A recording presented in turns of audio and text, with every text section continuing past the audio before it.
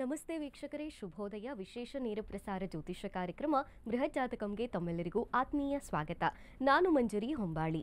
ಪ್ರತಿದಿನದಂತೆ ಈ ದಿನವೂ ಕೂಡ ಪಂಚಾಂಗದ ವಿಚಾರಗಳನ್ನು, ದ್ವಾದಶ ರಾಶಿಗಳ ಫಲಾನುಫಲಗಳನ್ನು, ಜೊತೆಗೆ ಸಾಕಷ್ಟು ಧಾರ್ಮಿಕ ಚಿಂತನೆಯ ವಿಚಾರಗಳನ್ನು ತಿಳಿಸಿಕೊಡ್ಲಿಕ್ಕೆ ಕಾರ್ಯಕ್ರಮದಲ್ಲಿ ಖ್ಯಾತ ಜ್ಯೋತಿಷಿಗಳು, ವೇದ ಪಾರಂಗತರು ಶ್ರೀ ಆಚಾರ್ಯ ಗುರೂಜಿಯವರಿದ್ದಾರೆ. ಅವ್ರನ್ನ ಕಾರ್ಯಕ್ರಮಕ್ಕೆ ಸ್ವಾಗತಿಸೋಣ.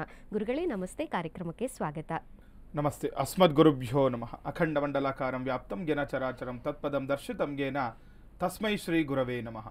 ಆಪದಾಮಪಹರ್ತಾರಂ ಧಾತಾರಂ ಸರ್ವಸಂಪದಾಂ ಲೋಕಾಭಿರಾಮಂ ಶ್ರೀರಾಮಂ ಭೂಯೋರ್ಭೂಯೋ ನಮಾಮ್ಯಹಂ. ಮನೋಜವನ್ ಮಾರುತತುಲ್ಯವೇಗಂ ಜಿತೇಂದ್ರಿಯಂ ಬುದ್ಧಿಮತಾನ್ ವರಿಷ್ಠಂ ವಾತಾತ್ಮರನ್ ವಾನರ್ಯೂಥ ಮುಖ್ಯಂ ಶ್ರೀರಾಮಧೂತಂ ಶಿರಸಾ ನಮಾಮಿ. ಜೈ ಶ್ರೀಮನ್ನಾರಾಯಣ. ವೀಕ್ಷಕರೇ, ಮೊದಲನೇದಾಗಿ ಈ ದಿನದ ಪಂಚಾಂಗದ ವಿಚಾರಗಳು ಹೇಗಿದೆ ಗುರುಗಳಿಂದ ತಿಳಿದುಕೊಳ್ಳೋಣ. ಗುರುಗಳೇ, ತಿಥಿರ್ವಿಷ್ಣು ತಥಾವಾರೋ ನಕ್ಷತ್ರಂ ವಿಷ್ಣುರೇವ ಚಾಯೋಗಶ್ಚ ಕರ್ಣಂಚೈವ ಸರ್ವಂ ವಿಷ್ಣುಮಯಂ ಜಗತ್ತು. ತಿಥಿ, ವಾರ, ನಕ್ಷತ್ರ, ಯೋಗ ಮತ್ತು ಕರ್ಣಗಳನ್ನೇ ನಾವು ಪಂಚಾಂಗಗಳು ಅಂತ ಹೇಳುವಂಥದ್ದು. ಯಾರೆಲ್ಲ ಪ್ರಾತಃ ಕಾಲಗಳಲ್ಲಿ ಪಂಚಾಂಗಗಳನ್ನು ಶ್ರವಣವನ್ನು ಮಾಡ್ತಾರೆ, ಹಾಗೆ ಪಂಚಾಂಗ ಪಠಣವನ್ನು ಮಾಡ್ತಾರೆ, ಅವನಿಗೆ ಅನೇಕ ಫಲ ಸಿಗುವಂಥದ್ದಾಗುತ್ತೆ.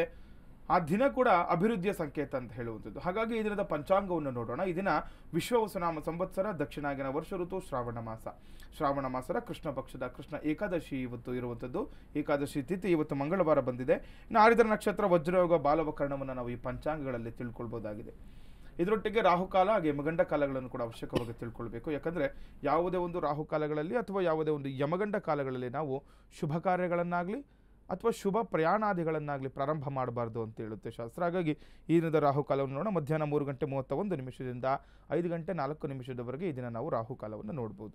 ಇನ್ನು ಯಮಗಂಡ ಕಾಲ 9:16 10:49 ಇದನ್ನು ನಾವು ಯಮಗಂಡ ಕಾಲವನ್ನು ಕೂಡ ತಿಳ್ಕೊಳ್ಬೋದು. ಗುಳಿಕ ಕಾಲವನ್ನು ನೋಡಿದಾಗ 12:23 1:57 ಇದನ್ನು ನಾವು ಗುಳಿಕ ಕಾಲವನ್ನು ಕೂಡ ತಿಳ್ಕೊಳ್ಬೋದು. ಇನ್ನು ಬ್ರಾಹ್ಮಿ ಮುಹೂರ್ತ, ಜಪ ತಪ ಹೋಮ ಹವನಾದಿಗಳು ಮಾಡ್ಕೊಳ್ಲಿಕ್ಕಾಗಲಿ ಅಥವಾ ಯಾವುದಾದ್ರೂ ಮಂತ್ರ ಜಪ ಸಿದ್ಧಿ ಮಾಡ್ಕೊಳ್ಳೋರಿಗೆ ತುಂಬ ಪ್ರಶಸ್ತವಾಗಿರುವಂತಹ ಸಮಯ ಈ ಬ್ರಾಹ್ಮಿ ಮುಹೂರ್ತ. 4:36 5:22 ಇದನ್ನು ಬ್ರಾಹ್ಮಿ ಮುಹೂರ್ತವನ್ನು ನೋಡ್ಬೋದು. ಇನ್ನು ಸೂರ್ಯೋದಯ ಮತ್ತು ಸೂರ್ಯಾಸ್ತಮ 6:08 ಸೂರ್ಯೋದಯವಾದರೆ ಸಂಜೆ ಸೂರ್ಯಾಸ್ತಮ 6:38 ಈ ದಿನ ಸೂರ್ಯಾಸ್ತಮವಾಗುವುದನ್ನು ಕೂಡ ನಾವು ನೋಡ್ಬೋದಾಗಿದೆ. ವೀಕ್ಷಕರೇ, ಪಂಚಾಂಗದ ವಿಚಾರಗಳು ಹೇಗಿದೆ ಗುರುಗಳು ತಿಳಿಸ್ಕೊಟ್ಟಿದ್ದಾರೆ. ಇದೀಗ ದ್ವಾದಶ ರಾಶಿಗಳ ಫಲಾನುಫಲ ಹೇಗಿದೆ ತಿಳ್ಕೊಳ್ಳೋಣ. ಕಾರ್ಯಕ್ರಮದಲ್ಲಿ ನೀವು ಕೂಡ ಕರೆ ಮಾಡಬಹುದು. ಕರೆ ಮಾಡಿದಾಗ ನಿಮ್ಮ ಯಾವುದೇ ಸಮಸ್ಯೆಗಳು ಇದ್ರೂ ಸಹ ಗುರುಗಳಿಂದ ನೇರವಾಗಿ ಉತ್ತರಗಳನ್ನು ಪಡ್ಕೋಬಹುದು. ಇದೀಗ 12 ರಾಶಿಗಳ ಫಲಾನುಫಲ ಹೇಗಿದೆ ಗುರುಗಳಿಂದ ತಿಳಿದುಕೊಳ್ಳೋಣ.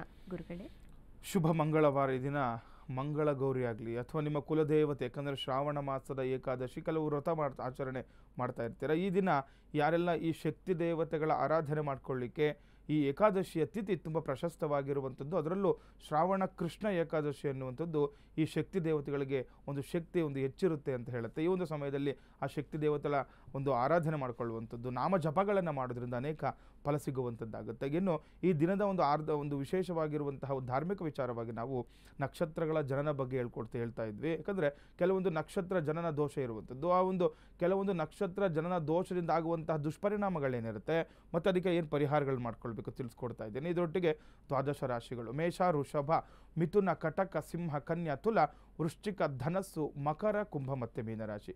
ಈ 12 ರಾಶಿಗಳನ್ನೇ ನಾವು ದ್ವಾದಶ ರಾಶಿಗಳು ಅಂತ ಹೇಳುವಂಥದ್ದು. ಹಾಗಾಗಿ ಪ್ರಥಮ ರಾಶಿ ಮೇಷರಾಶಿಯವರಿಗೆ ನೋಡೋಣ ಏನೆಲ್ಲ ಅನುಕೂಲಗಳಿದೆ ಅಥವಾ ಅನಾನುಕೂಲಗಳಿದೆ ಅಂತ. ಈ ದಿನ ಮೇಷರಾಶಿಯವರಿಗೆ ಸಹೋದ್ಯೋಗಿ ಪರ ಹೋರಾಟ ಅನಿವಾರ್ಯ ಅಂತ ಹೇಳ್ತೀರಿ. ಯಾರೆಲ್ಲ ಮೇಷರಾಶಿಗಳಿದ್ದಾರೆ ಗಮನದಲ್ಲಿ ಇಟ್ಕೊಳ್ಬೇಕು. ನೋಡಿ, ಎಲ್ಲೋ ಒಂದು ಹತ್ರ ಕೆಲಸ ಕಾರ್ಯ ಮಾಡ್ತಾ ಇರ್ತೀರ, ನಿಮ್ಮ ಸಹೋದ್ಯೋಗಿಗಳು ಏನೋ ಒಂದು ತಪ್ಪಾಗ್ಬೋದು ಅಥವಾ ಅವರ ಜೊತೆ ನಿಲ್ಲುವಂಥದ್ದು ನಿಮ್ಗೆ ಇವತ್ತು ಅನಿವಾರ್ಯ ಆಗುತ್ತೆ ಅಂತ. ಯಾಕಂದರೆ ಸಹೋದ್ಯೋಗಿಗಳು ಬೆಂಬಲವಾಗಿದ್ದರೆ ಏನಾಗುತ್ತೆ, ಮಾಡುವಂತಹ ಕೆಲಸ ಕಾರ್ಯಗಳಲ್ಲಿ ಯಶಸ್ಸಾಗುತ್ತೆ. ನೀವೆಲ್ಲೇ ಕೆಲಸ ಮಾಡ್ತಾ ಇರಿ, ಆ ಕೆಲಸ ಅಭಿವೃದ್ಧಿ ಆಗಬೇಕಂದ್ರೆ ನೀವು ಒಂದು ಸಹೋದ್ಯೋಗಿಗಳ ಜೊತೆ ಹೊಂದಾಣಿಕೆ ಬಹಳ ಮುಖ್ಯ, ಇಂಪಾರ್ಟೆಂಟ್ ಅಂತ ಹೇಳುತ್ತೆ. ತುಂಬ ಮುಖ್ಯವಾಗಿರುವಂತಹ ವಿಚಾರ ಇವತ್ತು. ಅವ್ರ ಜೊತೆ ಏನಾದರೂ ಇವತ್ತು ನಿಮಗೆ ಬೆನ್ನೆಲುಬಾಗಿ ನಿಂತ್ಕೊಳ್ಳುವಂಥ ಅವಕಾಶಗಳಿದ್ದರೆ ಇವತ್ತು ಅವ್ರಿಗೋಸ್ಕರ ಏನಾದರೂ ಕೆಲಸ ಕಾರ್ಯಗಳನ್ನು ಮಾಡ್ಕೊಳ್ಬೋದು. ಇನ್ನು ದಿನಸಿ ವ್ಯಾಪಾರಿಗಳು ಕೂಡ ಉತ್ತಮ ಲಾಭಾಂಶ ಇದೆ ಅಂತ ಹೇಳ್ತಾ ಇದ್ದಾರೆ. ಯಾರೆಲ್ಲ ಮೇಷರಾಶಿಯವರು ದಿನಸಿ ವ್ಯಾಪಾರಗಳನ್ನು ನಡೆಸ್ತಾ ಇರ್ತಾರೆ ಅವರಿಗೆ ಇದರಿಂದ ಅಭಿವೃದ್ಧಿಯ ಸಂಕೇತ ಇದೆ, ಲಾಭಾಂಶ ಕೂಡ ಹೆಚ್ಚಾಗಿರುವಂಥದ್ದು. ಇನ್ನು ವೃಷಭ ರಾಶಿಯವರಿಗೆ ನೋಡೋಣ. ಇದನ್ನು ವೃಷಭ ರಾಶಿಯವರಿಗೆ ಸಹಕಾರ ಸಂಘಗಳ ಕ್ಷೇತ್ರದವರೆಗೂ ಉತ್ತಮ ಲಾಭ. ಯಾರೆಲ್ಲ ವೃಷಭ ರಾಶಿಯವರು ಸಹಕಾರ ಸಂಘಗಳ ಒಂದು ಕೆಲಸ ಮಾಡ್ತಾ ಇರುವಂಥದ್ದು ಅಥವಾ ಕೆಲವರು ಸಹಕಾರ ಸಂಘಗಳು ನಡೆಸ್ತಾ ಇರ್ತಾರೆ, ಅವರಿಗೆ ಉದ್ಯೋಗ ಲಾಭಾಂಶ ಹೆಚ್ಚಾಗಿರುವಂಥದ್ದಾಗುತ್ತೆ. ನಿರುದ್ಯೋಗಿಗಳಿಗೆ ಉತ್ತಮ ಅವಕಾಶಗಳು ಕೂಡ ಎದುರಾಗುವಂಥದ್ದಾಗುತ್ತೆ. ವೃಷಭ ರಾಶಿಯವರು ಯಾರೆಲ್ಲ ನಿರುದ್ಯೋಗಿಗಳು ಇರ್ತೀರಾ ನೋಡಿ, ಎಜುಕೇಷನ್ ಚೆನ್ನಾಗಿರುತ್ತೆ ಅಥವಾ ಯಾವುದೋ ಉದ್ಯೋಗ ಮಾಡುವಂತಹ ನಿಮಗೆ ಒಂದು ಯೋಗ್ಯತೆ ಇದ್ದರೂ ಕೂಡ ಕೆಲವೊಬ್ಬರಿಗೆ ಕೆಲವು ಉದ್ಯೋಗ ಅವಕಾಶಗಳು ಸಿಗ್ತಾ ಇರಲ್ಲ ಅಥವಾ ಏನೋ ಮನೇಲೇ ಇದ್ದು ಬಿಡ್ತೀರಾ. ಹಾಗಾಗಿ ಇವತ್ತು ಆ ಉದ್ಯೋಗಕ್ಕೆ ಸಂಬಂಧಪಟ್ಟಂತಹ ವಿಚಾರಗಳು ಮಂಗಳಕರವಾಗಿರುತ್ತೆ. ಮಂಗಳವಾರ ಆಗಿರೋದ್ರಿಂದ ನಿಮ್ಮ ಕುಲದೇವತೆಯ ಒಂದು ಪ್ರಾರ್ಥನೆ ಸಹಿತವಾಗಿ ಪ್ರಾರ್ಥನೆ ಮಾಡ್ಕೊಳ್ತಾ ಏನಾದರೂ ಯಾವುದಾದ್ರೂ ಉದ್ಯೋಗ ನಿಮಗೆ ಇಷ್ಟವಾಗಿರುವಂಥ ಕೆಲಸ ಕಾರ್ಯ ಸಿಗುವಂಥದ್ದಾಗುತ್ತೆ. ಇವತ್ತು ಅದ್ರ ಕಡೆ ಸ್ವಲ್ಪ ಚಿಂತನೆ ಮಾಡುವಂಥದ್ದು, ಅದ್ರ ಸಂಬಂಧಪಟ್ಟಂತಹ ಕೆಲಸ ಕಾರ್ಯಗಳನ್ನು ಮಾಡ್ಕೊಳ್ಳಿ, ಅಭಿವೃದ್ಧಿ ಆಗುವಂಥದ್ದಾಗುತ್ತೆ ವೃಷಭ ರಾಶಿಯವರಿಗೆ. ಇನ್ನು ಮಿಥುನ ರಾಶಿಯವರಿಗೆ ನೋಡಿದಾಗ ದೈವ ಕಾರ್ಯಗಳಲ್ಲಿ ಆಸಕ್ತಿ ಹೆಚ್ಚಾಗಲಿದೆ ಅಂತ ಹೇಳ್ತೇನೆ. ನಿಮಗೆ ನೋಡಿ ಇವತ್ತು ಒಳ್ಳೆ ದಿನ ಅಲ್ವಾ, ದೇವರ ಪೂಜೆ ಪುನಸ್ಕಾರಗಳಿಗೆ ಆಸಕ್ತಿ ಹೆಚ್ಚಾಗುವಂಥದ್ದು. ಶ್ರಾವಣ ಮಾಸ ಅಂತ ಬಂದಾಗ ತುಂಬ ವಿಶೇಷವಾಗಿರುವಂಥ ಪೂಜೆ ಪುನಸ್ಕಾರಗಳು ನಡೀತಾ ಇರುತ್ತೆ. ಒಂದೊಂದು ಶ್ರಾವಣ ಮಾಸ ನೋಡಿ ಒಂದೊಂದು ದಿನವೂ ವಿಶೇಷ, ಒಂದೊಂದು ನಕ್ಷತ್ರ, ಒಂದು ತಿಥಿ ಕೂಡ ವಿಶೇಷವಾಗಿರುವಂಥದ್ದು. ಹಾಗಾಗಿ ಕೃಷ್ಣ ಪಕ್ಷದ ಏಕಾದಶಿ ತುಂಬ ಪ್ರಶಸ್ತವಾಗಿರುವಂಥದ್ದು ಪೂಜೆ ಪುನಸ್ಕಾರಗಳಿಗೆ ಅಂತ ಹೇಳ್ತಾ ಇರ್ತಾರೆ. ಕೆಲವೊಂದು ವ್ರತಗಳಿಗೆ ಆಗಲಿ ಅಥವಾ ಕೆಲವೊಬ್ಬರು ಉಪವಾಸ ಮಾಡಿ ಅನುಷ್ಠಾನ ಮಾಡ್ತಾ ಇರ್ತಾರೆ, ಅಂಥವ್ರಿಗೂ ಕೂಡ ಪ್ರಶಸ್ತವಾಗಿರುವಂತಹ ದಿನ ಆಗುತ್ತೆ. ಮಿಥುನ ರಾಶಿಯವರಿಗೆ ವಿದ್ಯಾರ್ಥಿಗಳಿಗೆ ನೂತನ ಆಲೋಚನೆ, ವಿದ್ಯಾಭ್ಯಾಸದಲ್ಲಿ ಮುನ್ನಡೆ ಅಂತ ಹೇಳ್ತಾ ಇದ್ದು. ನೋಡಿ ಯಾರೆಲ್ಲ ಮಿಥುನ ರಾಶಿಯವರು ನೋಡಿ ನಿಮಗೆ ವಿದ್ಯಾಭ್ಯಾಸಕ್ಕೆ ಒಂದು ಹೊಂದಿಕೊಳ್ಳುವಂಥದ್ದು ಅಥವಾ ವಿದ್ಯಾಭ್ಯಾಸಕ್ಕೆ ಸಂಬಂಧಪಟ್ಟಂತಹ ವಿಚಾರಗಳು, ಕೆಲವೊಬ್ರು ಯಾವುದೋ ಒಂದು ಹೊಸದಾಗಿ ಬೇರೆ ಎಕ್ಸಾಮ್ಸ್ ತೊಗೋಬೇಕು ಅಂದ್ಕೊಳ್ತಾ ಇರ್ತೀರಾ, ಯಾವುದೋ ಒಂದು ಪರೀಕ್ಷೆ ತೊಗೊಳ್ಲಿಕ್ಕೋ ಅಥವಾ ಏನೋ ಒಂದು ಹೊಸದಾಗಿ ಎಜುಕೇಷನ್ ಅಂದರೆ ಅಭ್ಯಾಸ ಮಾಡಲಿಕ್ಕೆ ತುಂಬ ಪ್ರಶಸ್ತವಾಗಿರುತ್ತೆ. ಅದ್ರ ಕಡೆ ಗಮನ ಕೂಡ ಹೋಗುವಂಥದ್ದು, ಒಳ್ಳೆ ಮಾರ್ಗ ಕೂಡ ಇತ್ತು ನಿಮಗೆ ಗೋಚರ ಆಗುತ್ತೆ ಮಿಥುನ ರಾಶಿಯವರಿಗೆ. ಇನ್ನು ಕರ್ಕಾಟಕ ರಾಶಿಯವರಿಗೆ ನೋಡಿದಾಗ ನಿರೀಕ್ಷಿತವಾಗಿ ಹಣಕಾಸು ಪಡೆದುಕೊಳ್ಳುವ ಅವಕಾಶಗಳಿದೆ ಅಂತ ಹೇಳ್ತಿದೆ. ಹಣದ ವಿಚಾರವಾಗಿ ಆರ್ಥಿಕ ಸಂಕಷ್ಟದಿಂದ ಇದನ್ನು ದೂರ ಆಗ್ತೀರಾ ಅಂತ ಯಾರು ಕರ್ಕಾಟಕ ರಾಶಿಯವರು. ಅನಿರೀಕ್ಷಿತವಾಗಿ ನಿಮಗೇನೋ ಗೊತ್ತಿರಲ್ಲ ಆ ರೀತಿ ಒಂದು ಹಣ ಬಂದು ಕೈ ಸೇರುವಂತಹ ಒಂದು ನಿರೀಕ್ಷೆ ಇವತ್ತು ಇರುವಂಥದ್ದು. ಇನ್ನು ಆ ನೂತನ ವ್ಯಕ್ತಿಗಳ ಪರಿಚಯವಾಗಲಿರುವುದರಿಂದ ಮಾನಸಿಕ ನೆಮ್ಮದಿ ಕೂಡ ದೊರಕುವಂಥದ್ದು. ಯಾರೆಲ್ಲ ಕರ್ಕಾಟಕ ರಾಶಿಗಳಿದ್ದೀರಾ ನೋಡ್ಕೊಳ್ಬೇಕು. ಇವತ್ತು ಯಾವ ರೀತಿ ಯಾವ ಒಂದು ವಿಧವಾಗಿ ಆಗ್ಬೋದು, ಯಾರೋ ಹೊಸೊಬ್ಬರು ನಿಮಗೆ ಪರಿಚಯ ಆಗುವಂಥದ್ದಾಗುತ್ತೆ. ಆ ಪರಿಚಯದಿಂದ ಏನಾಗುತ್ತೆ, ಮಾನಸಿಕವಾಗಿ ನೆಮ್ಮದಿ ನೀವು ಕಂಡುಕೊಳ್ತೀರಂತ. ಯಾವುದೋ ಕೆಲವೊಬ್ರು ನೋಡಿ ನೆಮ್ಮದಿ ಹುಡುಕಾಟದಲ್ಲಿರ್ತಾರೆ. ಯಾರ ಹತ್ರನೂ ಕೆಲವೊಂದು ವಿಚಾರ ಹೇಳಲಿಕ್ಕೆ ಆಗ್ತಾ ಇರಲ್ಲ. ಕೆಲವೊಬ್ರು ಇಷ್ಟ ಮಿತ್ರರ ಹತ್ರನೂ ಕೂಡ ಅದನ್ನು ಹೇಳ್ಕೊಳ್ಲಿಕ್ಕೆ ಆಗ್ತಾ ಇರಲ್ಲ. ಬಂಧು ಮಿತ್ರರು ಹತ್ರದವ್ರ ಜೊತೆ ಕೆಲವೊಂದು ವಿಚಾರಗಳನ್ನು ಹೇಳ್ಕೊಳ್ಲಿಕ್ಕೆ ಆಗ್ತಾ ಇರಲ್ಲ. ಹಾಗಾಗಿ ಇವತ್ತು ಯಾರೋ ಬೇರೆಯವರು ನಿಮಗೆ ಒಂದು ಹತ್ತಿರ ಆಗುವಂಥದ್ದಾಗುತ್ತೆ. ಅವ್ರ ಹತ್ರ ನೀವು ಒಂದು ಕಷ್ಟಗಳನ್ನು ಹೇಳ್ಕೊಳ್ಳುವಂಥದ್ದೆಲ್ಲ, ಅದರಿಂದ ಮಾನಸಿಕ ನೆಮ್ಮದಿ ಸಿಗುವಂಥದ್ದಾಗುತ್ತೆ ಈ ದಿನ ಕರ್ಕಾಟಕ ರಾಶಿಯವರಿಗೆ. ಸಿಂಹ ರಾಶಿಯವರಿಗೆ ನೋಡಿದಾಗ ಕುಟುಂಬದಲ್ಲಿ ಅನ್ಯೋನ್ಯತೆ ಹೆಚ್ಚು ಅಂತ ಹೇಳ್ತಾ ಇದೆ. ಕುಟುಂಬದ ಕಡೆ ಗಮನವನ್ನು ಕೊಡಬೇಕು. ಇವತ್ತೇನಾದರೂ ಕುಟುಂಬದಲ್ಲಿ ಸಮಸ್ಯೆಗಳಿದ್ದರೆ ಅದನ್ನು ಬಗೆಹರಿಸ್ಕೊಳ್ಳಲಿಕ್ಕೆ ಶುಭಪ್ರದವಾಗಿರುವಂಥ ದಿನ ಸಿಂಹರಾಶಿಯವರಿಗೆ. ಕೆಲಸ ಕಾರ್ಯದಲ್ಲಿ ಹೆಚ್ಚು ಅನುಕೂಲ ಕೂಡ ಅಂತ ಹೇಳ್ತಾ ಇದೆ ಈ ದಿನ. ನೋಡಿ ಯಾರು ಸಿಂಹರಾಶಿಗಳಿದ್ದೀರಾ ಗಮನದಲ್ಲಿ ಇಟ್ಕೊಳ್ಬೇಕು. ಏನಾದರೂ ಕೆಲಸ ಕಾರ್ಯ ಹಮ್ಮಿಕೊಂಡಿದ್ರೆ ಅದರ ಬಗ್ಗೆ ನೀವು ಯೋಚನೆ ಮಾಡಿ. ಆ ಕೆಲಸ ಕಾರ್ಯಗಳ ಪೂರ್ಣಗೊಳ್ಳುವಂತಹ ನೀವು ಗಮನವನ್ನು ಕೊಡಿ. ಏನಾಗುತ್ತೆ, ಆ ಕೆಲಸದಲ್ಲಿ ಯಶಸ್ಸನ್ನು ದಿನ ಪಡ್ಕೊಳ್ತೀರಾ ಸಿಂಹರಾಶಿಯವರು. ಇನ್ನು ಕನ್ಯಾ ರಾಶಿಯವರಿಗೆ ನೋಡಿದಾಗ ಹಣಕಾಸು ವಿಷಯಗಳಲ್ಲಿ ನಿಮ್ಮ ಪ್ರಯತ್ನಗಳು ಹೆಚ್ಚಿಸಬೇಕಾಗುತ್ತೆ ಅಂತ ಹೇಳ್ತಾ ಇದೆ. ಯಾರೆಲ್ಲ ಕನ್ಯಾ ರಾಶಿಗಳಿದ್ದೀರಾ ಗಮನದಲ್ಲಿ ಇಟ್ಕೊಳ್ಬೇಕು. ಯಾವುದೋ ವಿಚಾರಕ್ಕೆ ಹಣ ಬೇಕಾಗಿರುತ್ತೆ, ನಿಮಗೆ ಪ್ರಯತ್ನ ಪಡಬೇಕು. ಆದರೂ ಕೆಲವೊಂದು ವಿಚಾರ ನೋಡಿ, ಕೆಲವರು ಪ್ರಯತ್ನ ಪಡ್ತಾ ಇದ್ರೆ ಆದರೂ ಕೂಡ ಆಗ್ತಾ ಇರಲ್ಲ. ಆದರೆ ಇನ್ನೂ ಸ್ವಲ್ಪ ಪ್ರಯತ್ನ ಹೆಚ್ಚು ಮಾಡಬೇಕು ಅಂತ ಹೇಳ್ತಾ ಇದ್ದು ನೋಡಿ. ಜಾತಕ ಫಲದಲ್ಲಿ ಇರುವಂಥದ್ದು ಹಣ ಬೇಕು ಅಂತಂದರೆ ಸ್ವಲ್ಪ ಕಷ್ಟ ಅನಿವಾರ್ಯ ಅಂತ. ಕೆಲವೊಂದು ತೊಂದರೆಗಳು, ತೊಡಕುಗಳು, ಆತಂಕಗಳು ಆಗ್ತಾ ಇರುತ್ತೆ. ಯಾವುದೇ ತೊಂದರೆಗಳು ಬಂದರೂ ಕೂಡ ದೃಢ ನಿರ್ಧಾರ ಮಾಡಬೇಕು. ನೀವು ಅದನ್ನು ಜಯಿಸಿ ಮುನ್ನುಗ್ಗಿ ಕೆಲಸ ಕಾರ್ಯಗಳನ್ನು ಮಾಡಿಕೊಳ್ಳಿ. ಹಣದ ವಿಚಾರವಾಗಿ ಅನುಕೂಲ ಆಗುತ್ತೆ. ಅನಿರೀಕ್ಷಿತ ಕ್ಷೇತ್ರಗಳಿಂದ ಕೂಡ ಸಾಲದ ನೆರವು ಸಿಗುವಂಥದ್ದಾಗುತ್ತೆ. ನೋಡಿ ಯಾವಾಗ ನಾವು ಅದ್ರ ಬಗ್ಗೆ ಸ್ವಲ್ಪ ಚಿಂತನೆ ಯೋಚನೆ ಮಾಡುವಂಥದ್ದು, ಅದಕ್ಕೆ ಬೇಕಂತ ಕಾರ್ಯಕಲಾಪಗಳನ್ನು ಮಾಡಿಕೊಂಡಾಗ ಏನಾಗುತ್ತೆ, ನಿಮಗೆ ನೆರವು ಸಿಗುವಂಥದ್ದಾಗುತ್ತೆ. ನೋಡಿ ಯಾವುದೋ ಒಂದು ಬೇರೆ ಮೂಲಗಳಿಂದನೂ ಕೂಡ ಸಾಲದ ನೆರವು ಸಿಗುವಂಥದ್ದಾಗುತ್ತೆ. ಅದರಿಂದ ಆರ್ಥಿಕ ನಿಮಗೆ ಸಂಕಷ್ಟದಿಂದ ದೂರ ಆಗಲಿಕ್ಕೆ ಕೂಡ ನಿಮಗೆ ಅನುಕೂಲ ಆಗುತ್ತೆ ಕನ್ಯಾ ರಾಶಿಯವರಿಗೆ. ತುಲಾರಾಶಿಯವರಿಗೆ ನೋಡಿದಾಗ ಮುಖ್ಯವಾದ ರಾಜಕೀಯ ವ್ಯವಹಾರಗಳು ವೇಗವಾಗಿ ಮುನ್ನುಗ್ಗುತ್ತವೆ ಅಂತ. ತುಲಾರಾಶಿಯವರಿಗೂ ಶುಭಪ್ರದವಾಗಿರುವಂತಿನ ಏನಾದರೂ ರಾಜಕೀಯ ವಿಚಾರವಾಗಿ ಏನಾದರೂ ತೊಂದರೆ ಸಿಲುಕು ಹಾಕೊಂಡಿದ್ದು ಅಥವಾ ರಾಜಕೀಯ ವಿಚಾರವಾಗಿ ಏನೋ ನಿಮಗೆ ಕೆಲಸ ಕಾರ್ಯ ಆಗಬೇಕು ಅಂದುಕೊಂಡಿದ್ರೆ ಅದು ಈ ದಿನ ತುಂಬ ಶುಭಪ್ರದ ಅಂತ ಹೇಳ್ತಾರೆ. ಸ್ವಲ್ಪ ವೇಗವಾಗಿ, ಯಾಕಂದರೆ ಈ ಗೌರ್ಮೆಂಟ್ ವಿಚಾರ ಅಥವಾ ರಾಜಕೀಯ ಅಂತ ಬಂದಾಗ ಸ್ವಲ್ಪ ತಡ ಆಗ್ತಾ ಇರುತ್ತೆ, ನಿಧಾನ ಆಗ್ತಾ ಇರುತ್ತೆ. ಯಾಕಂದರೆ ಅದು ಕೆಲವೊಂದು ಕಷ್ಟಗಳಿದ್ದೇ ಇರುತ್ತೆ. ಹಾಗಾಗಿ ಈ ದಿನ ಆ ರಾಜಕೀಯಕ್ಕೆ ಸಂಬಂಧಪಟ್ಟಂತಹ ವಿಚಾರಗಳಲ್ಲಿ ನಿಮಗೆ ವೇಗ ಹೆಚ್ಚಾಗುವಂಥದ್ದಾಗುತ್ತೆ. ಇನ್ನು ಅನಿರೀಕ್ಷಿತ ಲಾಭ ಸಾಧ್ಯತೆ ಕೂಡ ಇರುವಂಥದ್ದು.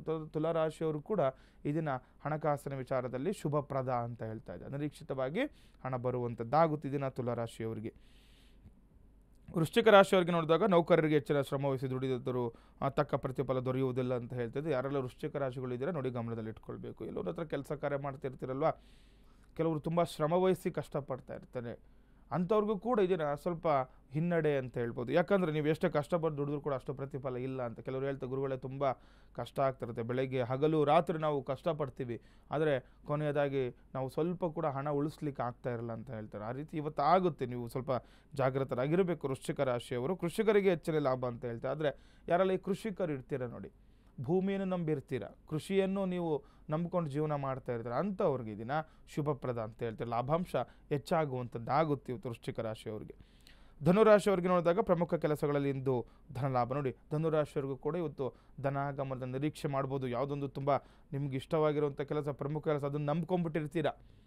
ಆ ಕೆಲಸದಿಂದ ಇವತ್ತು ಧನಾಗಮನದ ನಿರೀಕ್ಷೆ ಮಾಡ್ಬೋದು. ಇನ್ನು ಹೊಸ ಜವಾಬ್ದಾರಿಗಳು ದೊರೆಯುವ ಸಾಧ್ಯತೆ ಇದೆ ಅಂತ ಹೇಳ್ತಾ ಇದೆಯಾ. ಯಾವುದೋ ಒಂದು ಪ್ರಮುಖವಾಗಿರೋ ಕೆಲಸ ಯಶಸ್ವಿ ಆಯಿತು ಅಂತಂದರೆ ಧನಾಗಮನ ಆಗುತ್ತೆ, ಮತ್ತು ಹೊಸದ ನಿಮಗೆ ಕೆಲಸಗಳು ಬಂದು ಕೈ ಸೇರುವಂಥದ್ದು ಕೂಡ ಆಗುತ್ತೆ. ಇದು ಧನುರಾಶಿಯವರಿಗೆ ಶುಭಪ್ರದವಾಗಿರೋ ದಿನ, ಅದನ್ನು ನೀವು ಈ ದಿನ ಉಪಯೋಗಿಸ್ಕೊಳ್ಬೇಕಾಗುತ್ತೆ. ಇನ್ನು ಮಕರ ರಾಶಿಯವರಿಗೆ ನೋಡಿದಾಗ ವ್ಯಾಪಾರದಲ್ಲಿ ಪ್ರಗತಿ. ಯಾರೆಲ್ಲ ಮಕರ ರಾಶಿಗಳಿದೆ ನೋಡಿ, ವ್ಯಾಪಾರದಲ್ಲಿ ಪ್ರಗತಿ ಆಗುತ್ತೆ, ಕಾಯಬೇಕು. ಕೆಲವೊಂದು ಮಕರ ರಾಶಿಯಿಂದ ಎರಡು ಮನಸ್ಸಿರುತ್ತೆ.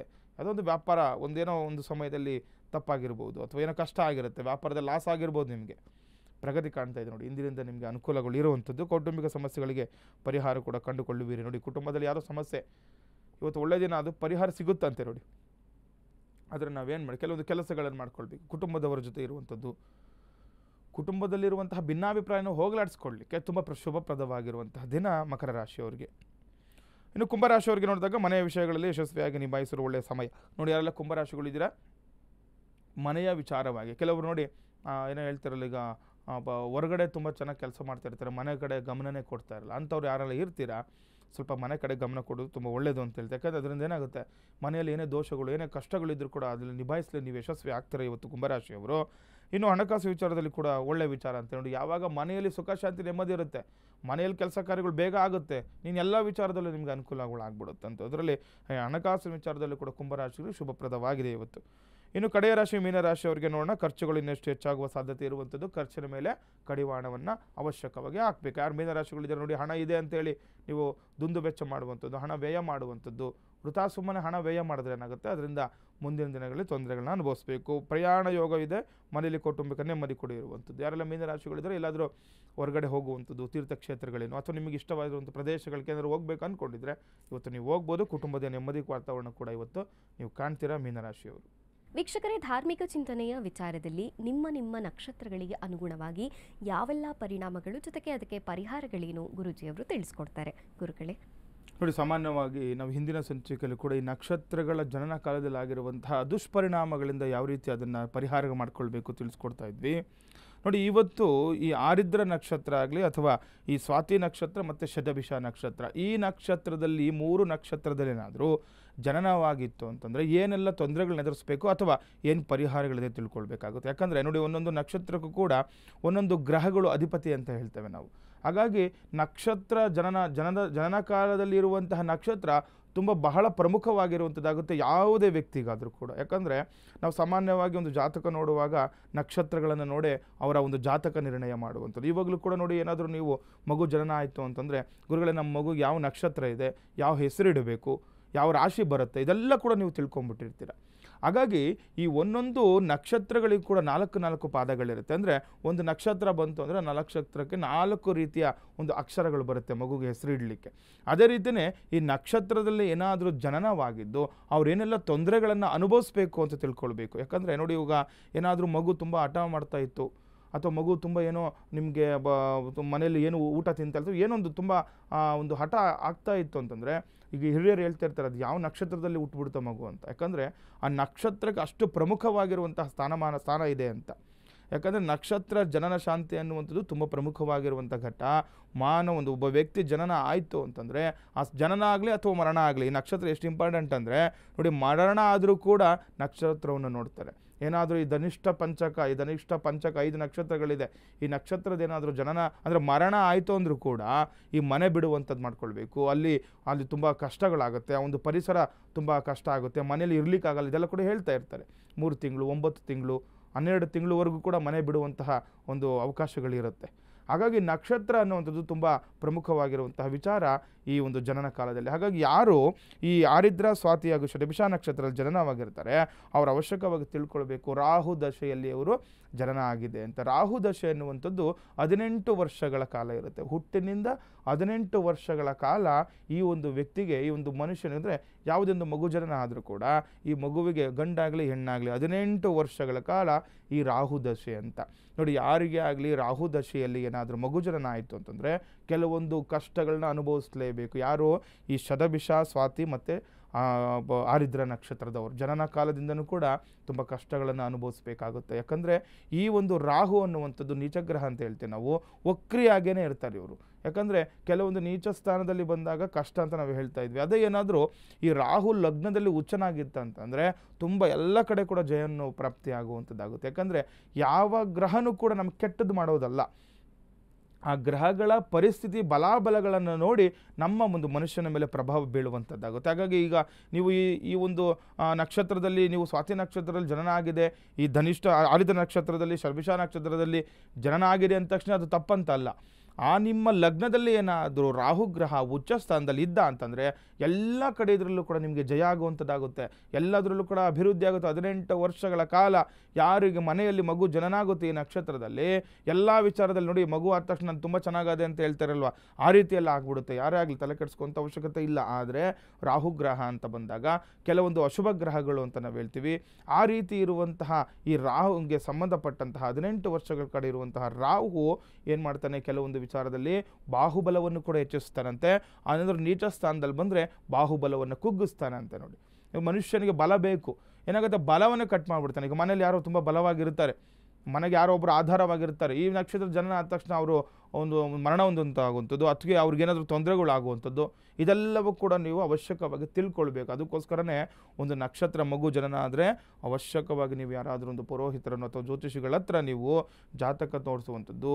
ಯಾಕಂದರೆ ಆ ಒಂದು ಮಗುವಿನ ಜನ್ಮ ದಿನಾಂಕ ಅಥವಾ ಜನ್ಮ ಸಮಯಕ್ಕೆ ಯಾವ ಒಂದು ಗ್ರಹಗಳು ಒಂದು ಗ್ರಹಚಾರ ಫಲ ಇದೆ, ಯಾವ ನಕ್ಷತ್ರ ಬರುತ್ತೆ, ಯಾವ ಹೆಸರಿಡಬೇಕು, ಎಲ್ಲವನ್ನೂ ಕೂಡ ನೀವು ಅವಶ್ಯಕವಾಗಿ ತಿಳ್ಕೊಳ್ಬೇಕಾಗುತ್ತೆ. ಅದಕ್ಕೆಂದರೆ ಯಾರಿಗೆ ನೀವು ತೋರಿಸಿದ್ರು ಕೂಡ ಅವ್ರು ಹೇಳ್ತಾರೆ ಈ ರೀತಿ ನಕ್ಷತ್ರದಲ್ಲಿ ಜನನ ಆಗಿದೆ, ಈ ನಕ್ಷತ್ರಕ್ಕೆ ಈ ರೀತಿ ಕೆಲವೊಂದು ಬರುವಂತಹ ತೊಂದರೆಗಳನ್ನು ನೀವು ಪರಿಹಾರ ಮಾಡಿಕೊಳ್ಬೇಕು ಅಂತ. ಹಾಗಾಗಿ ಯಾರು ಈ ಶತಭಿಷ ಅಥವಾ ಆರಿದ್ರ ಸ್ವಾತಿ ನಕ್ಷತ್ರ ಜನನ ಆಗಿರ್ತೀರಾ, ಈ ಏನಾದರೂ ಈ ರಾಹು ಗ್ರಹಕ್ಕೆ ಸಂಬಂಧಪಟ್ಟಂಥದ್ದು ನೋಡಿ, ರಾಹುಗೆ ನಾವು ಉದ್ದಿನ ಕಾಳನ್ನು ನೋಡ್ತೀವಿ. ಈ ಉದ್ದಿನ ಕಾಳನ್ನು ದಾನ ಮಾಡೋದ್ರಿಂದ ಅಥವಾ ರಾಹು ಮಂತ್ರ ಜಪ ಮಾಡುವುದರಿಂದ ಈ ಬರುವಂತಹ ಸಮಸ್ಯೆಗಳನ್ನು ನೋಡಿ, ಎಲ್ಲೋ ಒಂದು ಹತ್ರ ಯಾವುದೋ ಒಂದು ಕೋರ್ಟ್ ಕಚೇರಿ ವ್ಯಾಜ್ಯಗಳಾಗ್ಬಿಟ್ಟಿರುತ್ತೆ. ಈ ಮಗು ಜನನ ಆದಮೇಲೆ ಅದು ನಿಮ್ಮ ಕಡೆ ಆಗುವಂಥದ್ದಾಗುತ್ತೆ. ಏನಾದರೂ ಉಚ್ಚ ರಾಹುಗ್ರಹ ಜನನ ಕಾಲದಲ್ಲಿ ರಾಹುದಶೆ ಇದ್ದು ಅದು ಉಚ್ಚ ಸ್ಥಾನದಲ್ಲಿ ಏನಾದರೂ ಇದ್ದ ಅಂತಂದರೆ ತುಂಬ ವಿಶೇಷವಾದ ಫಲಗಳು ಸಿಗುವಂಥದ್ದಾಗುತ್ತೆ. ಇನ್ನು ಈ ರಾಹು ದಶೆ ಆದಮೇಲೆ ಏನಾದರೂ ಬೃಹಸ್ಪತಿ ದಶೆ, ಈಗ ಆರಿದ್ರ ನಕ್ಷತ್ರ ಅಥವಾ ಸ್ವಾತಿ ಶತಭಿಷ ನಕ್ಷತ್ರ ನಿಮ್ಮ 18 ವರ್ಷಗಳ ಕಾಲ, ಈಗ ಯಾರು ಆರಿದ್ರ ಅಥವಾ ಸ್ವಾತಿ ಈ ಶತಭಿಷ ನಕ್ಷತ್ರದಲ್ಲಿ 17 ತುಂಬಿ 18ಕ್ಕೆ ಕಾಲಿಡ್ತಾ ಇರ್ತೀರಾ, ಈ ಒಂದು ಸಮಯದಲ್ಲಿ ಏನು ಮಾಡಬೇಕು, ರಾಹು ಬೃಹಸ್ಪತಿ ಸಂಧಿ ಶಾಂತಿ ಅಂತ ಮಾಡ್ಕೊಳ್ಬೇಕು. ಯಾಕಂದರೆ ಒಳ್ಳೆ ಎಜುಕೇಷನ್ ಸಂದರ್ಭ ಇದು. ಬೃಹಸ್ಪತಿ ಗ್ರಹ ನಿಮಗೆ ಮುಂದಿನ ರಾಹು ದಶೆ ಮುಗೀತಂದರೆ ನಿಮಗೆ ಬೃಹಸ್ಪತಿ ದಶ ಪ್ರಾರಂಭ ಆಗುತ್ತೆ. ಬೃಹಸ್ಪತಿಯಲ್ಲಿ ಎಜುಕೇಷನ್ ತುಂಬ ಇಂಪಾರ್ಟೆಂಟ್ ಅಂತ ಹೇಳ್ತಾರೆ. ಈ ನಕ್ಷತ್ರ ಜನನ ಆಗಿರೋರಿಗೆ ಒಳ್ಳೆ 18 ಅಂತಂದರೆ ಈಗ ಒಳ್ಳೆ ಕಾಲೇಜ್ಗೆ ಹೋಗೋ ಟೈಮ್ಗಳಿದೆಲ್ಲ. ಈ ಸಂದರ್ಭದಲ್ಲಿ ಒಳ್ಳೆ ಎಜುಕೇಷನ್, ನೀವು ಒಂದು ಕಡೆ ಯಾವುದೋ ಎಜುಕೇಷನ್ ಮಾಡಬೇಕು ಅಂತ ನೋಡ್ತಾ ಇರ್ತೀರಾ, ಅಥವಾ ಯಾವುದೋ ಉನ್ನತ ಮಟ್ಟಕ್ಕೆ ಒಂದು ಅಭ್ಯಾಸಗಳು ಮಾಡಬೇಕು ಅಂತ ನೋಡ್ಕೊಳ್ತಾ ಇರ್ತೀರಾ. ಅದರಿಂದ ಏನಾಗುತ್ತೆ, ಈ ರಾಹು ಬೃಹಸ್ಪತಿ ಸಂಧಿ ಅಂತಂದರೆ ರಾಹು ಒಂದು ದಶೆ ಮುಗಿದು ಈ ಬೃಹಸ್ಪತಿ ದಶೆ ಪ್ರಾರಂಭ ಆಗುವಂಥದ್ದು. ಏನಿದು ದಶೆ ಅಂತ ತಿಳ್ಕೊಳ್ಬೇಕು. ನಾವು ಹೇಳಿದ್ವಿ ಈಗ ರಾಹು ದಶೆ ಬಂದು 18 ವರ್ಷಗಳ ಕಾಲ, ಈ ಗುರು ದಶೆ ಬೃಹಸ್ಪತಿ ದಶೆ ಬಂದು 16 ವರ್ಷಗಳ ಕಾಲ ಇರುತ್ತೆ.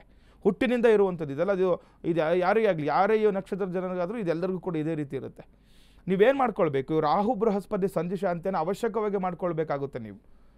ಯಾಕಂದರೆ ಈ ರಾಹು ಬೃಹಸ್ಪತಿ ಸಂಧಿ ಶಾಂತಿ ಮಾಡ್ಕೊಂಡಿಲ್ಲ ಅಂತಂದರೆ ಎಜುಕೇಷನ್ ಮೇಲೆ ಹೊಡ್ತಾ ಬೀಳುತ್ತೆ. ನೋಡಿ, ಈಗ ಈ ಕಾಲೇಜ್ವರೆಗೂ ತುಂಬ ಚೆನ್ನಾಗಿ ಓದ್ಕೊಂಡ್ಬಿಟ್ಟಿರ್ತಾರೆ ಮಕ್ಕಳು, ಒಳ್ಳೆ ಅಂಕಗಳು ಬಂದಿರುತ್ತೆ. ಆದರೆ ಕಾಲೇಜ್ಗೆ ಹೋದ್ಮೇಲೆ ತೊಂದರೆ ಆಗ್ಬಿಡುತ್ತೆ. ನೋಡಿ, ಏನು ಓದೋದಿಲ್ಲ, ತುಂಬ ಕಷ್ಟ ಆಗ್ಬಿಡುತ್ತೆ, ಅವ್ರಿಗೆ ಓದಲಿಕ್ಕೆ ಮನಸ್ಸಿರಲ್ಲ, ತುಂಬ ಹಾಳಾಗ್ಬಿಡೋದು, ಸ್ನೇಹಿತರ ಜೊತೆ ಸೇರಿ ಹಾಳಾಗುವಂಥದ್ದು, ಅಥವಾ ಎಜುಕೇಷನ್ ಮಾಡಲಿಕ್ಕೇ ಕೂಡ ಆಗ್ತಾ ಇರಲ್ಲ. ಹಾಗಾಗಿ ಯಾರು ಈ ಒಂದು ನಕ್ಷತ್ರಗಳಲ್ಲಿ ಜನನ ಆಗಿದ್ದಾರೆ ನೋಡ್ಕೊಳ್ಬೇಕು. ಆರಿದ್ರ ಸ್ವಾತಿ ಮತ್ತು ಶತಭಿಷ ನಕ್ಷತ್ರ, ಈ ನಕ್ಷತ್ರದಲ್ಲಿ ಜನನ ಆಗಿರುವಂತಹವರು ಇವಾಗ 18 ವರ್ಷ ಏನಾದರೂ ಆಗ್ತಾ ಇತ್ತು ಅಂತಂದರೆ ಈ ಸಮಯದಲ್ಲಿ ರಾಹು ಬೃಹಸ್ಪತಿ ನೀವೊಂದು ಜಾತಕವನ್ನು ನೋಡ್ಕೊಳ್ಬೇಕು. ಇವಾಗ ಏನಾದರೂ ನಿಮ್ಮದು ರಾಹು ದಶೆ ಮುಗಿದು ಬೃಹಸ್ಪತಿ ದಶೆ ಏನಾದರೂ ಪ್ರಾರಂಭ ಆಗ್ತಾ ಇತ್ತು ಅಂತಂದರೆ ನೀವು ಅವಶ್ಯಕವಾಗಿ ರಾಹು ಬೃಹಸ್ಪತಿ ಸಂಧಿ ಶಾಂತಿಯನ್ನು ನೀವು ಮಾಡ್ಕೊಳ್ಬೇಕಾಗತ್ತೆ. ಇದರಿಂದ ಏನಾಗುತ್ತೆ, ನಿಮಗೆ ಮುಂದಿನ ವಿದ್ಯಾಭ್ಯಾಸದಲ್ಲಿ ಅನುಕೂಲ ಆಗುವಂಥದ್ದು, ಆ ಗುರುಬಲ ಸಿಗುವಂಥದ್ದು. ನೋಡಿ, ಗುರು ದಶೆ ಇದ್ದರೂ ಕೂಡ ಗುರುಬಲ ಇಲ್ಲ ಅಂತ ಯಾಕೆ, ಈಗ ನೀಚಗ್ರಹ ರಾಹುಗ್ರಹದ ದೃಷ್ಟಿ ಇತ್ತು ಅಥವಾ ರಾಹುಗ್ರಹದ ನಿಮ್ಗೆ ಏನಾದರೂ ತೊಂದರೆಗಳು ಅಂತ ಇತ್ತು ಅಂತಂದರೆ ಏನಾಗುತ್ತೆ, ನೀವು ಏನು ಮಾಡ್ಲಿಕ್ಕೆ ಕೂಡ ಆಗ್ತಿರಲ್ಲ, ಮನಸ್ಸೇ ಬರಲ್ಲ, ಮಾನಸಿಕವಾಗಿ ಹೋಗ್ತೀರಾ, ಯಾವುದೋ ಈಗ ಕಾಲೇಜ್ಗೆ ಹೋಗಬೇಕು ಅನ್ಸೋದಿಲ್ಲ, ಆ ರೀತಿ ಆಗ್ಬಿಡುತ್ತೆ. ಮತ್ತೇನಾಗುತ್ತೆ, ತುಂಬ ಗೊಂದಲ ಆಗಿಬಿಡುತ್ತೆ, ಚಂಚಲ ಮನಸ್ಥಿತಿಗೆ ಬಂದುಬಿಡ್ತೀರಾ. ಯಾಕಂದರೆ ಈಗ ರಾಹು ಬೃಹಸ್ಪತಿ ಸಂಧಿ ಶಾಂತಿ ನೀವು ಮಾಡ್ಕೊಂಡಿಲ್ಲ ಅಂತಂದರೆ ಏನಾಗುತ್ತೆ, ಮಾನಸಿಕವಾಗಿ ಹೋಗುವಂಥದ್ದು, ಅಥವಾ ಮನಸ್ಸಿಗೆ ನಿಮ್ಗೆ ಬರಲ್ಲ. ಈಗ ಕಾಲೇಜ್ಗೆ ಹೋಗ್ಬೇಕಂದ್ರೆ ಆಗಲ್ಲ, ಅಥವಾ ಯಾವುದೋ ಒಂದು ಏನಾದ್ರು ಎಕ್ಸಾಮ್ಸ್ ತೊಗೋಬೇಕಂದ್ರೆ ಅದು ನೆನಪಾಗೋದೇ ಇಲ್ಲ, ಅಂದರೆ ಎಕ್ಸಾಮ್ಸಲ್ಲಿ ತುಂಬ ತೊಂದರೆಗಳಾಗ್ಬಿಡುತ್ತೆ, ಮಾರ್ಕ್ಸ್ ಎಲ್ಲ ಕಡಿಮೆ ಆಗುವಂಥದ್ದಾಗುತ್ತೆ, ಕಾಲೇಜ್ಗೆ ಹೋಗ್ಬೇಕಂದ್ರೇ ಆಗಲ್ಲ. ಈ ರೀತಿ ಏನಾದರೂ ಮನಸ್ಥಿತಿ ನಿಮ್ಗೆ ಏನಾದರೂ ಬಂತು ಅಂತಂದರೆ ಅವಶ್ಯಕವಾಗಿ ಶತಭಿಷ ನಕ್ಷತ್ರ ಆಗಲಿ, ಆರಿದ್ರ ನಕ್ಷತ್ರ ಆಗಲಿ, ಸ್ವಾತಿ ನಕ್ಷತ್ರದ ಯಾರು ಜನನ ಆಗಿದ್ದೀರಾ ನೀವು ಅವಶ್ಯಕವಾಗಿ ಹಿಂಗೆ ಈ ರಾಹು ಬೃಹಸ್ಪತಿ ಸಂಧಿ ಶಾಂತಿಯನ್ನು ಮಾಡಿಸ್ಕೊಳ್ಬೇಕು. ನೀವು ಯಾರಾದರೂ ನಿಮ್ಗೆ ಅಕ್ಕಪಕ್ಕದ ಪುರೋಹಿತರು ಏನಾದರೂ ಹೋದರೆ ನಿಮಗೆ ಅಲ್ಲಿ ಹೇಳ್ತಾರೆ, ನಿಮಗೆ ರಾಹು ಬೃಹಸ್ಪತಿ ಸಂಧಿ ಶಾಂತಿ ತುಂಬ ಅವಶ್ಯಕವಾಗಿರುತ್ತೆ. ಮನೆಯಲ್ಲೇ ಮಾಡ್ಕೊಳ್ಳುವಂತಹ ಸರಳ ಶಾಂತಿಗಳು ಇವೆಲ್ಲ. ಇದನ್ನೆಲ್ಲ ಮಾಡಿಕೊಂಡ್ರೆ ಏನಾಗುತ್ತೆ, ನಿಮ್ಮ ಇರುವಂತಹ ಗ್ರಹದೋಷಗಳೆಲ್ಲವೂ ಕೂಡ ಕಡಿಮೆ ಆಗಿ ಏನಾಗುತ್ತೆ, ಮುಂದಿನ ದಿನಗಳು ಅಭಿವೃದ್ಧಿ ಆಗುವಂಥದ್ದಾಗುತ್ತೆ. ಎಜುಕೇಷನಲ್ಲಿ ಮುಂದೆ ಹೋಗಲಿಕ್ಕೆ ನೋಡಿ, ಎಲ್ಲೋ ಹೊರದೇಶಕ್ಕೆ ಹೋಗಬೇಕು ಅಂತ ಅಂದ್ಕೊಳ್ತಾ ಇರ್ತಾರೆ ಓದಲಿಕ್ಕೆ. ಇವಾಗ ಇಲ್ಲೇನೋ ಕಾಲೇಜ್ ಮುಗಿಸ್ಕೊಂಡು ಈಗ BA BCom ಮಾಡ್ಕೊಂಡು ಹೊರಗಡೆ ದೇಶಕ್ಕೆ ಹೋಗಬೇಕು ಅಂದ್ಕೊಳ್ತಾ ಇರ್ತೀರಾ, ಅಥವಾ ಏನೋ ನೀವು PUC ಮಾಡ್ಕೊಂಡು ಹೋಗಬೇಕು ಅಂದ್ಕೊಳ್ತಾ ಇರ್ತೀರಾ. ಈ ರೀತಿ ಇರುವಂತಹ ಯಾರು ಇದ್ದೀರಾ, ನಿಮ್ಗೆ ಏನಾದರೂ ಅಲ್ಲಿ ಹೋಗ್ಲಿಕ್ಕೆ ಆಗ್ತಾ ಇಲ್ಲ, ಮನಸ್ಸು ಕೊಡ್ತಾ ಇಲ್ಲ, ಯಾವುದೋ ಒಂದು ಅಡ್ಡಿಗಳು ಬರ್ತಾ ಇದೆ, ಏನೋ ತೊಂದರೆ, ಯಾವುದೋ ವಿಚಾರದಲ್ಲಿ ತೊಂದರೆ, ಚೆನ್ನಾಗಿ ಓದ್ತಾ ಇರ್ತಾರೆ ಮಕ್ಕಳು, ಮನೇಲಿ ಅವ್ರಿಗೆ ಓದಿಸ್ಲಿಕ್ಕೆ ಆಗ್ತಾರಲ್ಲ ಆ ರೀತಿ ತೊಂದರೆ, ಅಥವಾ ಮನೇಲಿ ಓದಿಸೋಕೆ ಅವ್ರ ಶಕ್ತಿ ಇದ್ದರೂ ಕೂಡ ಮಕ್ಕಳಲ್ಲಿ ಆಸಕ್ತಿ ಕಡಿಮೆ ಆಗಿಬಿಡುತ್ತೆ. ಈ ರೀತಿ ಏನಾದರೂ ಆಯಿತು ಅಂತಂದರೆ ಅವಶ್ಯಕವಾಗಿ ಈ ಸಂಧಿ ಶಾಂತಿಗಳನ್ನು ಮಾಡ್ಕೊಳ್ಬೇಕು. ಮತ್ತು ರಾಹು ಶಾಂತಿ, ಯಾರು ಈ ನಕ್ಷತ್ರದಲ್ಲಿ ಜನನ ಆಗಿದ್ದೀರ, ಸ್ವಾತಿ ನಕ್ಷತ್ರ, ಆರಿದ್ರ ಮತ್ತು ಶತಭಿಷ ನಕ್ಷತ್ರ ಜನನ ಆಗಿದ್ದಾರೆ, ನೀವು ಅವಶ್ಯಕವಾಗಿ ಈ ಒಂದು ರಾಹುವಿಗೆ ಸಂಬಂಧಪಟ್ಟಂಥ 18 ವರ್ಷಗಳ ಕಾಲ ಇರುವಂತಹ ರಾಹುವಿಗೆ ಸಂಬಂಧಪಟ್ಟಂತಹ ನೀವು ಪರಿಹಾರಗಳನ್ನು ಮಾಡ್ಕೊಳ್ಬೇಕು. ಇದರಿಂದ ತುಂಬ ಶುಭಪ್ರದ ಅಂತ ಹೇಳುತ್ತೆ ಶಾಸ್ತ್ರದಲ್ಲಿ. ಪರಿಹಾರ ಸರಳ ಮಂತ್ರಗಳೇನಾದ್ರು ಇದೆಯಾ, ಸೂಚಿಸಬಹುದಾ? ನೋಡಿ, ತುಂಬ ವಿಶೇಷವಾಗಿರೋದು ಓಂ ರಾಹುವೇ ನಮಃ ಅನ್ನೋ ಮಂತ್ರದಿಂದ ಕೂಡ ನೀವು ಈಗ ರಾಹು ಮತ್ತು ಈಗ ಯಾರು ಎಜುಕೇಷನ್ ಮುಂದೆ ಹೋಗಬೇಕು ಅಂತಂದರೆ ಓಂ ಗುರವೇ ನಮಃ, ಓಂ ಗಂ ಗುರುವೇ ನಮಃ ಅಥವಾ ಓಂ ರಾಹುವೇ ನಮಃ, ಇವೆರಡು ಮಂತ್ರಗಳನ್ನು ನೀವು ಮನೆಯಲ್ಲಿ ದಿನನಿತ್ಯವೂ ಕೂಡ ನೋಡಿ, ದಿನನಿತ್ಯವೂ ಕೂಡ ಒಂದು 3 ನಿಮಿಷಗಳ ಕಾಲ ಅಷ್ಟೇ, ಇದು 108 ಬಾರಿ ನೀವು ಜಪ ಮಾಡಿಕೊಂಡ್ರೆ ನಿಮಗೆಲ್ಲವೂ ಕೂಡ ಪರಿಹಾರ ಆಗುವಂಥದ್ದಾಗುತ್ತೆ. ಇದ್ರ ಜೊತೆಗೆ ಈಗ ರಾಹುಗೆ ಮತ್ತು ಈ ಬೃಹಸ್ಪತಿಗೆ ಸಂಬಂಧಪಟ್ಟಂಥ ಧಾನ್ಯಗಳಿಂದ ದಾನ ಮಾಡೋದ್ರಿಂದ ಕೂಡ ನಿಮಗೆ ಫಲ ಸಿಗುವಂಥದ್ದಾಗುತ್ತೆ. ಗುರುಗಳೇ, ಈ ಮಂತ್ರಗಳನ್ನು ಎಷ್ಟು ಬಾರಿ ಹೇಳಬೇಕು, ಮತ್ತು ಯಾರ ಪರವಾಗಿ ಇನ್ನೊಬ್ರು ಹೇಳಿದ್ರೆ ಪರವಾಗಿಲ್ವಾ, ಹೇಗಿರುತ್ತೆ? ನೋಡಿ, ಆ ಥರ ಏನೂ ಇಲ್ಲ. ನೋಡಿ, ಕೆಲವೊಂದು ನವಗ್ರಹ ಮಂತ್ರ ಜಪಗಳನ್ನು ಅವರೇ ಮಾಡಬೇಕು. ಈಗ ಕೆಲವೊಂದು ಮೃತ್ಯುಂಜಯ ಪೂಜೆ ಮಾಡಿದಾಗ ನಾವು ಬೇರೆಯವ್ರ ಹತ್ರ ಮಾಡಿಸೋದಿದೆ, ಯಾಕಂದರೆ ಯಾರೋ ಒಬ್ಬರು ಬೆಡ್ಡಲ್ಲಿ ಇರ್ತಾರೆ, ಅವ್ರು ಮಾಡ್ಲಿಕ್ಕಾಗಲ್ಲ, ಅಂಥ ವಿಚಾರದಲ್ಲಿ ಮಾಡ್ತಾರೆ. ಬಿಟ್ಟರೆ ಈ ನವಗ್ರಹಗಳ ಶಾಂತಿ ಎಜುಕೇಷನ್ ಮುಂದೆ ಹೋಗ್ಬೇಕಂದ್ರೆ ಇವರೇ ಮಾಡಬೇಕು. ಯಾರೋ ತಂದೆ ತಾಯಿ ಹತ್ರ ಮಾಡಿಸೋದು ಅಥವಾ ಬೇರೆಯವ್ರ ಹತ್ರ ಮಾಡಿಸಿದ್ರೆ ಯಾವುದೇ ಫಲ ಸಿಗಲ್ಲ. ಹಾಗಾಗಿ ಈ ರಾಹು ಮಂತ್ರ ಓಂ ರಾಹುವೇ ನಮಃ ಅಥವಾ ಗುರು ಮಂತ್ರ ಓಂ ಗಂ ಗುರುವೇ ನಮಃ, ಇಷ್ಟೇ ನೋಡಿ. ಇದು ಎರಡು ಒಂದು ಮಂತ್ರವನ್ನು ನೀವು ಜಪ ಮಾಡ್ತಾ ಇದ್ರೆ, ಸ್ವಾತಿ ನಕ್ಷತ್ರ, ಆರಿದ್ರ ನಕ್ಷತ್ರದವರು, ಶತಭಿಷ ನಕ್ಷತ್ರ, ಈ ನಕ್ಷತ್ರದವ್ರಿಗೆ ಎಜುಕೇಷನಲ್ಲಿ ಮುಂದೆ ಹೋಗ್ಲಿಕ್ಕೆ ತುಂಬ ಆಗುತ್ತೆ, ಮತ್ತು ತುಂಬ ಅವರಿಗೆ ಮಾನಸಿಕವಾಗಿ ಕೂಡ ಅನುಕೂಲ ಆಗುತ್ತೆ ಅಂತ ಹೇಳುತ್ತೆ ಶಾಸ್ತ್ರ. ಗುರುಗಳೇ, ಒಂದು ಕರೆ ಸಿದ್ಧವಾಗಿದೆ, ನೋಡೋಣ. ನಮಸ್ಕಾರ, ನಿಮ್ಮ ಹೆಸರು? ನಮಸ್ಕಾರ, ಚಂದ್ರಗೌಡರು ಕಾಸರಳ್ಳಿ ಮೇಡಮ್. ಯಾರ ಬಗ್ಗೆ ಕೇಳಬೇಕಿತ್ತು ಸರ್? ನಮ್ಮ ಬಗ್ಗೆ, ನಮ್ಮ ಜಮೀನು ಬಗ್ಗೆ ಒಂದು 12 ಎಕರೆ ಜಮೀನು ಐತ್ರಿ, ಸರ್ವೆ ನಂಬರ್ 78. ಅದರಲ್ಲಿ ಬೋರ್ ನೀರೇ ಬೀಳ್ತಾ ಇಲ್ರಿ. ಕವಡೆ ಶಾಸ್ತ್ರದ ಮೂಲಕ ನೀವು ಗುರುಗಳಿಂದ ಉತ್ತರವನ್ನ ಪಡೆಯಬಹುದು. ನೇರವಾಗಿ ಗುರುಗಳ ಜೊತೆ ಮಾತನಾಡಿ. 10 ಬೋರ್ ಆದವರಿಗೆ. ಹಲೋ, ನಮಸ್ತೆ. ನಮಸ್ತೆ, ನಿಮ್ಮ ಹೆಸರು? ಚಂದ್ರಗೌಡರು ಕಾಸರಳ್ಳಿ, ಸೊರಬ ತಾಲೂಕು ರೀ. ಓಕೆ, ನಿಮ್ಮ ಮನೆದೇವ್ರು ಯಾವ್ದಿದೆ? ಮನೆದೇವ್ರು ಬಸವಣ್ಣನ್ರಿ. ಬಸವಣ್ಣ ಹತ್ರ ಹೋಗ್ಬಿಟ್ಟು ನೋಡಿ, ಏನಾಗಿಲ್ಲ, ಕೆಲವೊಂದು ಈಗ 10 ಸಾರಿ ನೀವು ಬೋರ್ ಹಾಕಿದ್ರು ನಿಮ್ಗೆ ಫೇಲ್ ಆಗ್ಬಿಟ್ಟಿದ್ಯಾ? ಹೌದ್ರಿ. ಈಗ ನೋಡಿ, ಏನೋ ಒಳ್ಳೆ ಫಲಗಳು ಸಿಗುತ್ತೆ. ನೀವು ಏನು ಹೆಸರು ಹೇಳಿದ್ರೆ ನಿಮ್ದು? ಚಂದ್ರಗೌಡ್ರಿ. ಚಂದ್ರಗೌಡ್ರಿ, ಒಂದ್ಸರಿ ನೀವು ಒಂದು ಕೆಲಸ ಮಾಡಿ, ನಿಮ್ಮ ಮನೆದೇವ್ರು ಹೋಗ್ಬಿಟ್ಟು ಅಲ್ಲಿ ನೀರು ತಗೊಂಡ್ಬಂದು ತೀರ್ಥ ತಗೊಂಡ್ಬರ್ಬೇಕು ಮನೆ ದೇವಸ್ಥಾನದಿಂದ. ಆ ದೇವ್ರ ಹತ್ರ ಹೋಗ್ಬಿಟ್ಟು ತಗೊಂಡ್ ಬಂದು, ಈಗ ಬೋರಿಗೆ ಸಂಬಂಧಪಟ್ಟ ವಿಚಾರ, ಈಗ ಶ್ರಾವಣ ಮುಗಿಲಿ ಆಯ್ತಾ, ಈಗ ಅಮಾವಾಸ್ಯೆ ಇದೆ ಈಗ ಹತ್ರದಲ್ಲಿ. ಈ ಅಮಾವಾಸ್ಯೆ ಆದಮೇಲೆ ಗಣಪತಿ ಹಬ್ಬ ಎಲ್ಲ ಆದಮೇಲೆ ನೀವು ಒಂದ್ಸರಿ ಅದು ಬೋರ್ಗೆ ನೀವು ಸಂಬಂಧಪಟ್ಟಂಥ ವಿಚಾರಗಳಲ್ಲಿ ನೀವು ಒಂದು ಕೆಲಸಗಳು ಮಾಡ್ಕೊಳ್ಳಿ, ಅನುಕೂಲ ಆಗುತ್ತೆ. ಗಣಪತಿ ಹಬ್ಬ ಕೂಡ ಆಗಬೇಕು, ಈಗ ಭಾದ್ರಪದ ಶುಕ್ಲ ಪಕ್ಷ ಎಲ್ಲ ಮುಗಿಲಿ, ಇದಾದಮೇಲೆ ನೀವೇನು ಮಾಡ್ಕೊಳ್ಳಿ, ಒಂದ್ಸರಿ ಮನೆದೇವ್ರಿಗೆ ಹೋಗಿ ಬನ್ನಿ. ಗಣಪತಿ ಇಲ್ಲ ಗೌರಿ ಹಬ್ಬ ಆದಮೇಲೆ ನೀವು ಒಂದ್ಸರಿ ಮನೆದೇವ್ರಿಗೆ ಹೋಗ್ಬಂದು ಅಲ್ಲಿಂದ ಸ್ವಲ್ಪ ನೀರು ತೊಗೊಂಬನ್ನಿ, ತೀರ್ಥ ತೊಗೊಂಬಂದು ಹಾಕಿ ನೀವು ಬೋರ್ ಕೊಡಿಸಿ, ನಿಮಗೆ ಅವಶ್ಯಕವಾಗಿ ಯಾವುದೇ ರೀತಿಯ ತೊಂದರೆಗಳಿಂದ ದೂರ ಆಗ್ತೀರಾ. ಏನು ಅಂಥ ತೊಂದರೆಗಳಿಲ್ಲ, ಇಷ್ಟು ದಿನ ಆಗಿರೋದೆಲ್ಲ ಆಗೋಗಿದೆ ಆಯಿತಾ. ಮುಂದಿನ ದಿನಗಳು ಶುಭಪ್ರದ ಆಗುತ್ತೆ, ಅನುಕೂಲ ಆಗುತ್ತೆ. ಮನೆದೇವ್ರಿಗೆ ಒಂದ್ಸರಿ ಹೋಗ್ಬಿಟ್ಟು ಬನ್ನಿ, ಅನುಕೂಲ ಆಗುತ್ತೆ. ವೀಕ್ಷಕರೇ, ನೀವು ಕೂಡ ಕರೆ ಮಾಡಬಹುದು. ನಿಮ್ಮ ಯಾವುದೇ ಸಮಸ್ಯೆಗಳು ಇದ್ರೂ ಸಹ ಗುರುಗಳಿಂದ ನೇರವಾಗಿ ಉತ್ತರವನ್ನು ಪಡೆಯಬಹುದಾಗಿದೆ. ಸ್ಕ್ರೀನ್ ಮೇಲೆ ಕಾಣ್ತಿರುವಂತಹ ಗುರೂಜಿಯವರ ಸಂಖ್ಯೆಗೆ ನೇರವಾಗಿ ಕರೆ ಮಾಡಿ ಒಂದು ಅಪಾಯಿಂಟ್ಮೆಂಟನ್ನು ಫಿಕ್ಸ್ ಮಾಡಿಕೊಂಡು ಗುರುಗಳನ್ನು ನೇರವಾಗಿ ಅವರ ಕಚೇರಿಯಲ್ಲಿ ಭೇಟಿ ಮಾಡಿ ಸರಳ ಪರಿಹಾರಗಳನ್ನು ಕಂಡುಕೊಳ್ಳಬಹುದಾಗಿದೆ. ವೀಕ್ಷಕರೇ, ಇವತ್ತು ಪಂಚಾಂಗದ ವಿಚಾರಗಳನ್ನು, ದ್ವಾದಶ ರಾಶಿಗಳ ಫಲಾನುಫಲಗಳನ್ನು, ಜೊತೆಗೆ ಸಾಕಷ್ಟು ಧಾರ್ಮಿಕ ಚಿಂತನೆಯ ವಿಚಾರಗಳನ್ನು ಗುರುಗಳು ತಿಳಿಸಿಕೊಟ್ಟಿದ್ದಾರೆ. ಗುರುಗಳೇ, ಧನ್ಯವಾದಗಳು. ಲೋಕ ಸಮಸ್ತ ಸುಖಿನೋ ಭವಂತು, ಸಮಸ್ತ ಸನ್ಮಂಗಲಾನಿ ಭವಂತು. ಶ್ರೀಮತೆ ರಾಮಾನುಜಾಯ ನಮಃ. ವೀಕ್ಷಕರೇ, ಇದಾಗಿತ್ತು ಈ ಹೊತ್ತಿನ ವಿಶೇಷ ನೇರಪ್ರಸಾರ ಜ್ಯೋತಿಷ ಕಾರ್ಯಕ್ರಮ ಬೃಹತ್ ಜಾತಕಂ. ಮತ್ತೆ ಮುಂದಿನ ಸಂಚಿಕೆಯಲ್ಲಿ ಭೇಟಿಯಾಗೋಣ. ನೋಡ್ತಾ ಇರಿ ಅಶ್ವವೇಗ ಸುದ್ದಿವಾಹಿನಿ. ಇದು ಸತ್ಯಾನ್ವೇಷಣೆಯ ಓಟದಲ್ಲಿ.